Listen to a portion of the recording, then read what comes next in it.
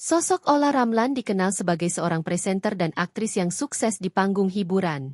Meski begitu, perjalanan kehidupan pribadinya tak seberuntung karirnya. 2 kali Ola Ramlan harus merasakan pahitnya perceraian. Peristiwa memilukan itu rupanya menghantui kehidupan Ola.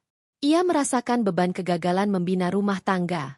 Baru-baru ini, Ola mengaku pernah nyaris mengambil tindakan nekat. Saat hadir menjadi bintang tamu di acara FYP, Ola Ramlan menyebut orang lain tidak tahu rasa sakit yang ia rasakan.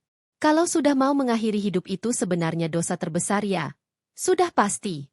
3 kali ingin akhiri hidup, karena orang nggak tahu sakitnya.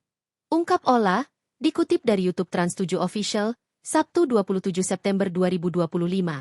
Mantan istri Aufar Hutapea ini mengaku selalu berusaha menunjukkan sisi ceria agar orang lain tidak melihat kesedihan yang ia alami. Ola kini berada pada fase baru hidupnya. Ia memilih memperkecil lingkungan pertemanan yang sehat serta menjauh dari hubungan tidak sehat.